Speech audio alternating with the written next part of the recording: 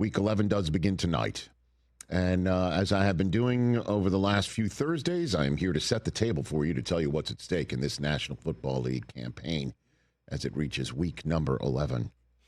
And we start with the AFC standings because tonight, as Chris Brockman alluded to, the New England Patriots are playing tonight. And they are one of 3 8-2 teams entering week 11 in the AFC, and none of them are named the Chiefs or the Bills or the Ravens.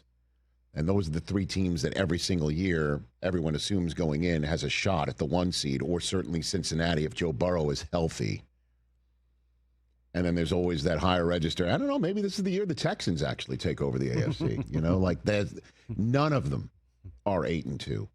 The Colts are 8-2, and they're on a bye week, which means the 2 other 8-2 teams have a chance to take the lead in the AFC this weekend.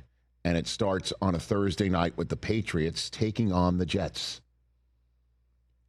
First of 2 times, Aaron Glenn versus Mike Vrabel, 2 former players in this rivalry who know what's at stake from those days. And then in terms of the New England Patriots, 7 straight wins, 7 in a row. Once upon a time, 1-2, 7 in a row going into tonight's game. And now they are in the realm of winning games they're supposed to win. And how do they perform in those games? Well, guess what? They perform pretty much in games that nobody expected them to win, or against the Carolina Panthers, expected them to win, and then they did, or winning games like the one last week against the Tampa Bay Buccaneers coming off of a bye and then just beating them.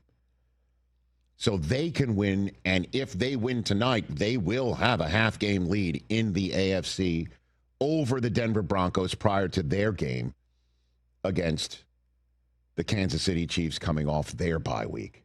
And the AFC West is something of interest because going into October, the Chargers were not only 3-0 in conference, but in their division. They beat every single team in their division, and that is how they go into this weekend, into Jacksonville, while the Chiefs and the Broncos play one another in the AFC West. And if you look at those standings, the Chargers are the game behind Denver. And if they win in Jacksonville in the early window, they sit back on their flight home hoping that, the Wi-Fi's working and watching what goes on between the Chiefs and the Broncos.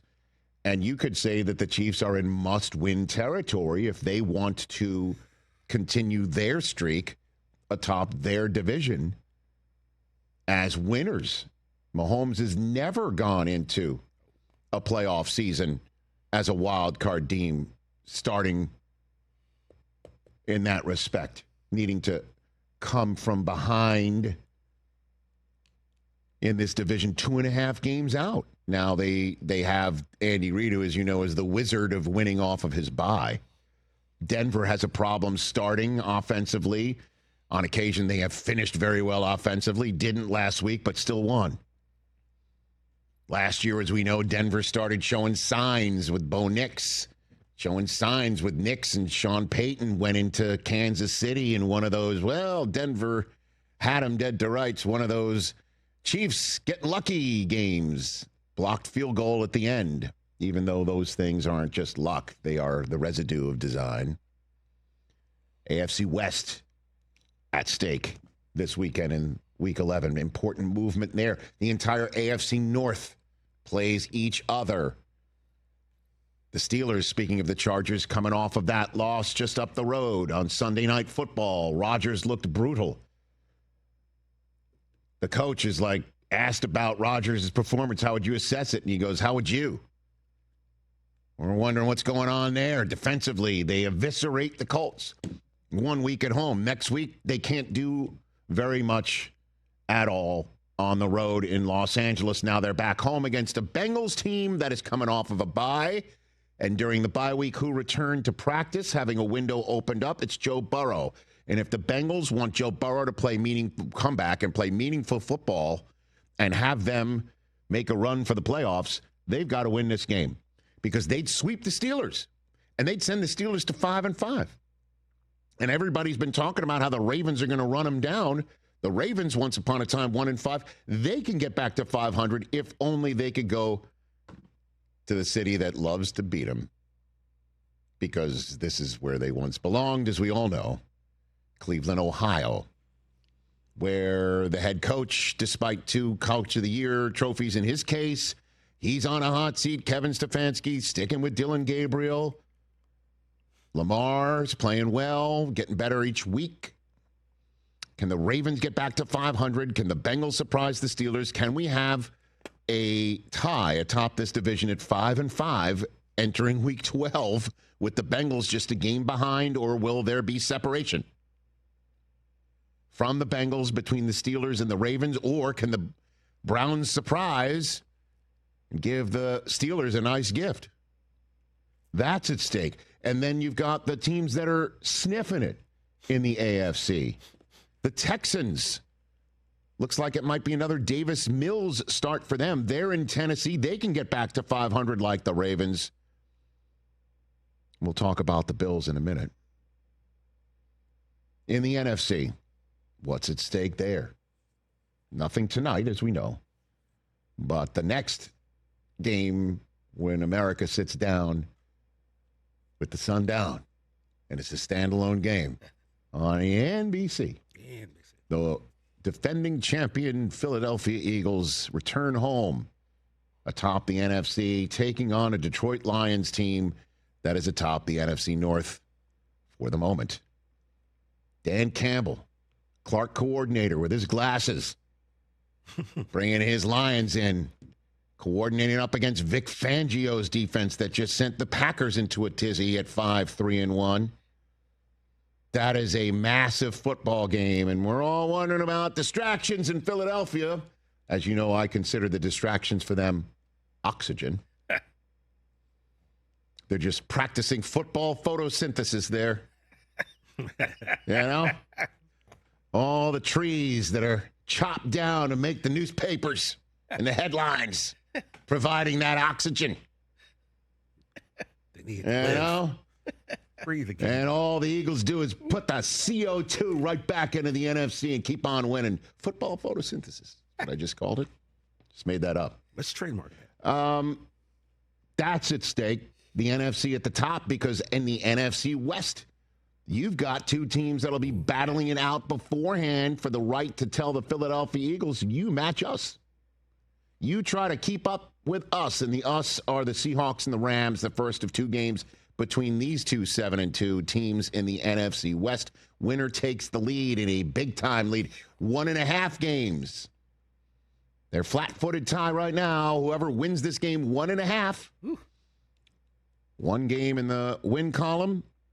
And then, of course, the half game being the tie break that the 2 teams will try to equalize. The loser try to equalize in the final game of the season. Pardon me, my bad. The next time the Rams and the Seahawks play one another is week 16. So that is pretty damn big. And Brock Purdy's coming back for the 49ers, and all he sees is Arizona. So the NFC West plays one another. That's a big scenario at stake in week number 11. The NFC North, I already mentioned how the Lions are playing on Sunday night. They're tied right now, record-wise, with the Chicago Bears. And we all know the Bears got boat raced in Ben Johnson's return to Detroit in week 2, which is the pivot point for Detroit, we thought, on the season when they then went on a 4-game win streak. But the pivot point might be Dan Campbell taking the reins of calling the plays from the man who was doing it when Ben Johnson left. But the Bears now are in division taking on Minnesota. And that'll be a game that the Lions are paying attention to as they're getting dressed or ready to head to the stadium for Sunday night in Philadelphia.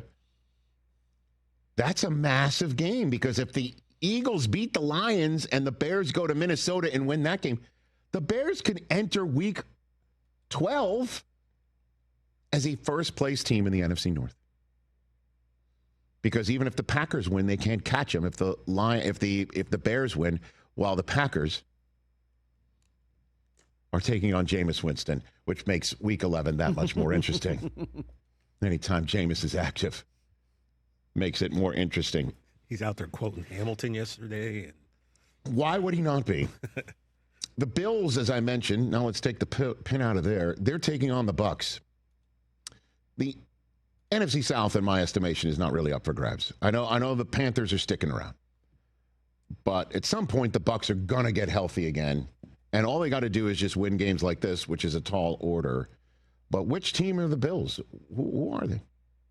Who are they? And two quarterbacks that have been mentioned as MVPs of this season at certain points of the season, taking on one another, Baker Mayfield and Josh Allen, who make plays, and it's exciting. And somebody's going to have to win this football game. And, you know, regardless of what happens with the Bucs, they're still in first place at the end of the day. The Bills need to keep pace with a Patriots team that could have 9 wins by the end of tonight. Big game there. Lots at stake there, even though it's an out-of-conference game for both. And in the NFC standings, you take a look at the sniffing at teams. What's at stake for them? As I mentioned, the Niners already. They're taking on Arizona. Carolina is in Atlanta, which is not even on the screen. It's sniffing it because their 3-6 isn't better than the Cowboys 3-5-1 there in Vegas. We mentioned the Vikings as well. So much at stake in Week 11. Falcons need to hold serve at home and get to 4-6, get back on the sniffing it trail, and make a run. Question is who's in their quarterback's ear to help him out? That is, again, part of the storylines entering Week 11. And what is at stake? Oh, baby. Let's go. I believe I've set the table. Hey, you made it all the way to the end. Thanks for that. Check us out every single day streaming live on Disney Plus and the ESPN app 12 to 3 Eastern.